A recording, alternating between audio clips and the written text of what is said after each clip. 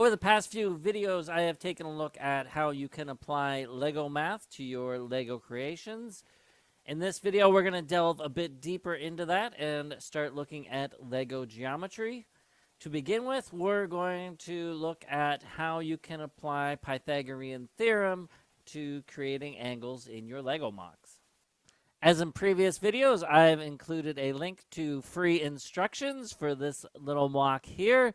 This, of course, was inspired by the scene in The Mandalorian where the child was eating the eggs from the container, and I thought it would be a fun MOC to do as a giveaway. So throughout the video, you will find segments to each of the sections of the link, and when you combine that link, you'll be able to go and download the instructions. Also, this MOC will be available on Build-A-MOC, and I will put the link in the description below when that is available.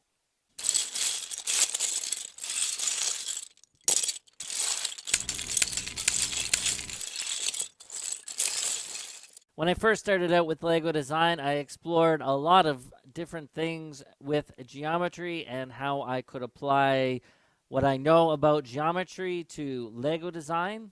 Of course, one of the most popular mathematical theorems is Pythagorean theorem. You'll find lots of uses for Pythagorean theorem when you are creating angles for your Lego creations. So hopefully this video will help you out in understanding how to apply it. In future videos, I'm going to show you how this applies to Technic builds, but for now, we're just going to focus on system bricks. If you're interested in what we do at Playwell Bricks, you can go to our website. On there, you can find out about our past projects, where to buy our MOCs, and information on how to commission us for a design of your own. Let's first get familiar again with Pythagorean theorem and how it works. Pythagorean theorem applies to right angle triangles, and the formula goes a squared plus b squared equals c squared, which I'm sure we're all familiar with. And the easiest application of Pythagorean theorem is the understanding that if you have one side that is 3 long, the other side 4 long, the hypotenuse is going to be 5 long, or the rule of 3, 4, 5, which is also known as the Pythagorean triplet. We're going to be using these triplets and figuring out how we can apply them to create angles in our Lego creations. There are a few sources where you can find information on how to apply Pythagorean theorem to your MOCs. One is by Deepshen, who does some absolutely amazing architectural models, and he explains how he uses it to create angles for his creations. He shows here how to apply the 3, 4, 5 rule when you are connecting plates to a base plate, and also how that applies to when you are using hinges on your build. So we'll open up Studio now and show you how these work. So when you first look at this, you might think that the math doesn't add up because we said that the sides were 3, 4, and 5. And here we have a 1 by 4, and along here we only go to the 5th stud. So that's a 1 by 5, and then across the hypotenuse we have a 1 by 6. But actually, if we treat these plates like number lines and we use the first stud as the origin point, we can count 1, 2, 3, and then 1, 2, 3, 4, and the same along the hypotenuse, making that 5. So when you do create right angle triangles using Pythagorean theorem in plate form, make sure to use the number of studs minus 1. Next, we'll go on to the hinges. And this we count a little bit differently than we did before. We're going to use the inside of the triangle instead of the plates. So if we count along here, we have 1, 2, 3. Notice we are counting the first stud this time. We're not using it as an origin point. And along the bottom, we have 1, 2, 3, and 4.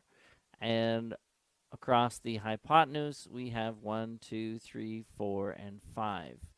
So just be careful of that when you are creating these triangles. If you're using hinges or if you're using plates, there's two different methods to counting them.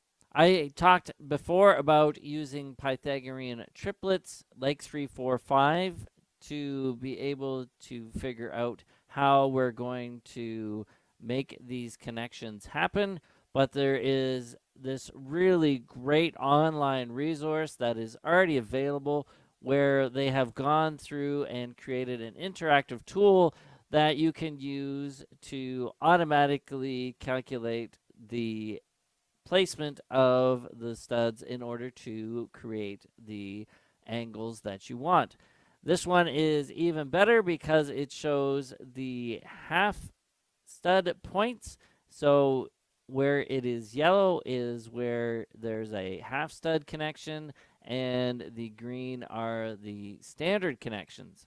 So if you are looking for a particular angle, you can go and hunt it out on this chart, and it will feed you the information that you need to create that angle. So for instance, if we go to this point here, we have an x value of 16 and a y value of 9, meaning we are 9 down from the top of the plate, and we are 16 over from this side. That will give us a hypotenuse of 18 and an angle of 28.07. So let's go plug that into Studio and see how that works out.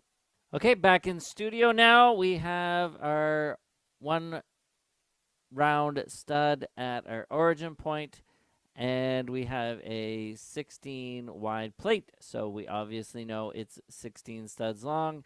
And then we placed another stud at the 9th position. I've created this 18 long plate assembly. So let's attach that and see how it lines up. So we have a perfect connection there. And if we turn on collision, there's no collisions happening.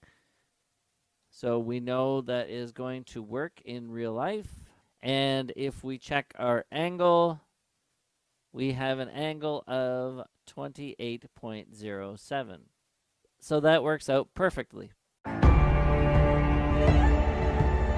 I will give a warning when you are creating angles like this. If you're trying to fudge the angle or squeeze the angle a bit, what may end up happening is you might actually start bending your creation, which if that's what you're going for, great.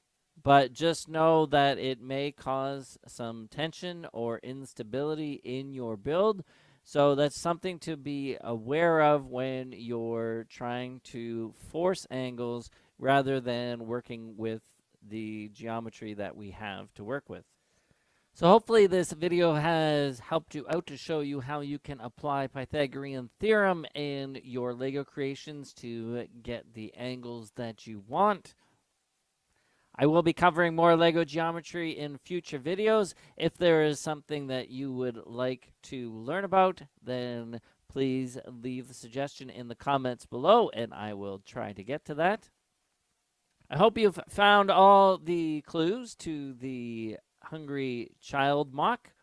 This was a really fun MOC to design, so I hope you enjoy it. And don't forget, you'll be able to purchase that as a kit from Build a MOC when that is available. And don't forget to please like, subscribe, and share the video around so that other people can benefit from it.